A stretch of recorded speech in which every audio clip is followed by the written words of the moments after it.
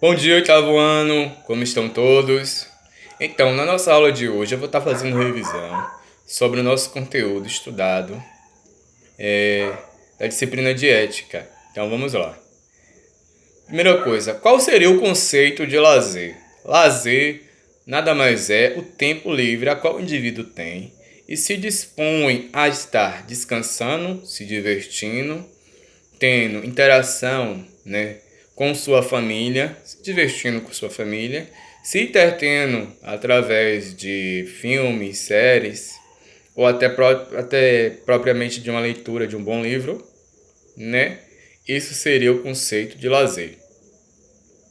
E linguagem? O que seria a linguagem? A linguagem nada mais é do que um sistema de signos usados para indicar coisas e também para a comunicação entre pessoas e para a expressão de ideias, valores e sentimentos.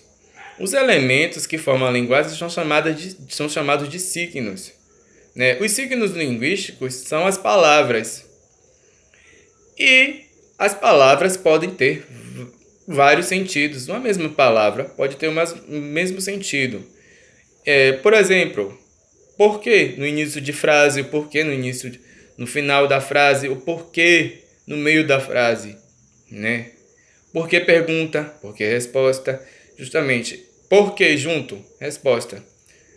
Da onde você está vindo? Veio tão cedo? Ah, Obrigada, eu cheguei muito cedo porque não tinha ninguém lá na casa de minha tia, por isso que eu cheguei muito cedo.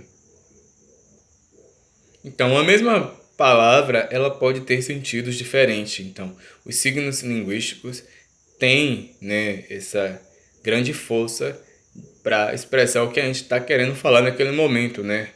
Por que pergunta, por que resposta, no início, no final de frase, com ou sem acento. E o que seria sociolinguística?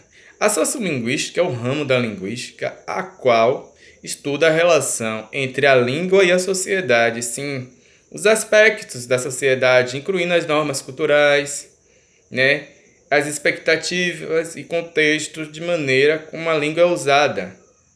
Sim. Então vamos lá. Sociolinguística. Oxente, vige, volte. São formas que a gente conhece, né, dos signos, né, as palavras, através da linguagem, mas são sotaque. Já reparou que todo brasileiro tem um sotaque diferente, né, um do outro, a dependendo do estado. Em Sergipe é muito comum a gente estar falando volte, oxente, pegou, ou pega.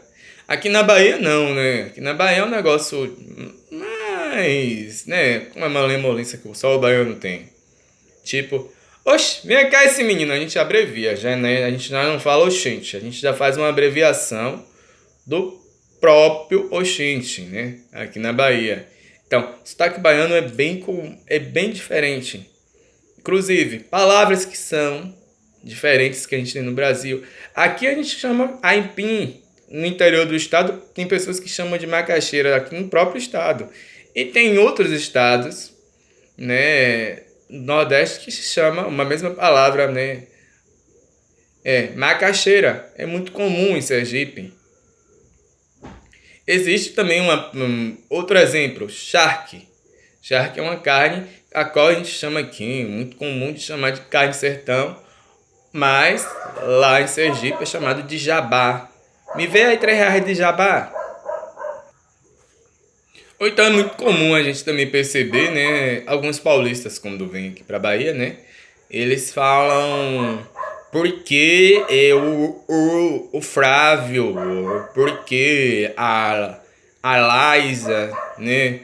Eles puxam muito o S e também o R.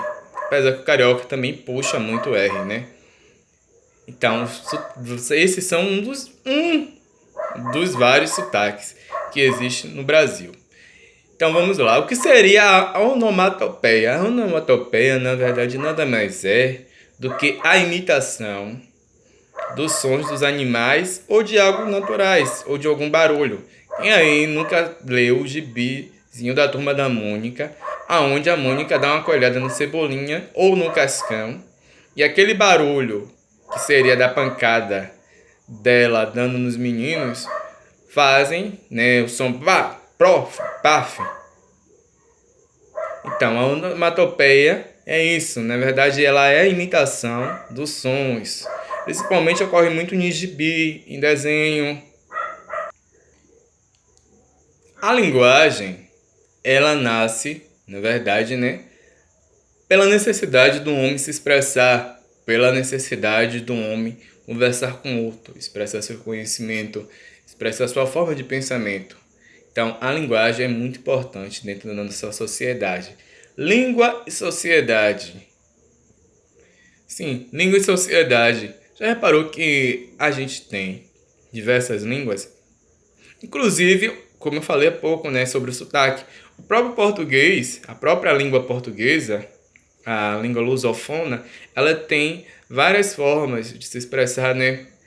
Portugal é um país da Europa qual colonizou outros países aí pelo mundo afora. A exemplo disso, Guiné-Bissau e o próprio Brasil.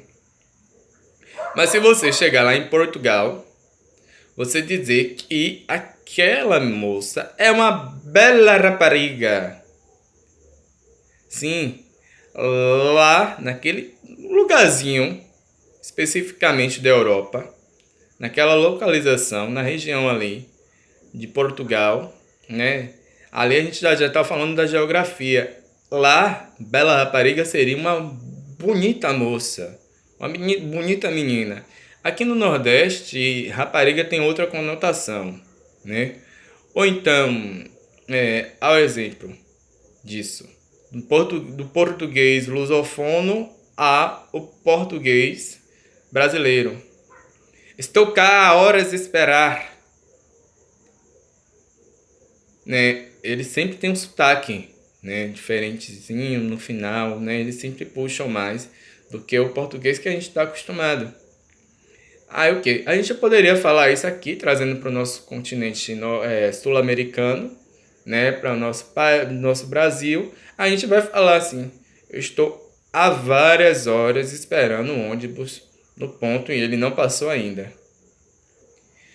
A língua dentro da sociedade, como eu falei há pouco, ela surge dentro da região, de cada região do nosso mapa, de forma diferente. Ela nada mais é do que o fato de fatos culturais e históricos de um povo. Ela traz essa característica, né? É o jeito de você se expressar através das palavras, né? Através dos seus costumes e, claro, aonde você está inserido, né? Porque você fala do jeito que você sempre escutou. Você fala da maneira, né? Você se expressa da maneira a qual eu acho que a,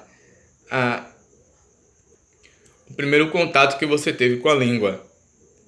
E a grande necessidade que a língua que a gente tem sobre a linguagem é justamente isso, a gente se expressar, a gente conversar, né? A gente produzir literatura, a gente produzir música, né? A música também é uma forma de linguagem. Qualquer dúvida sobre a revisão de hoje é só perguntar, viu? Boa prova para vocês, estudem!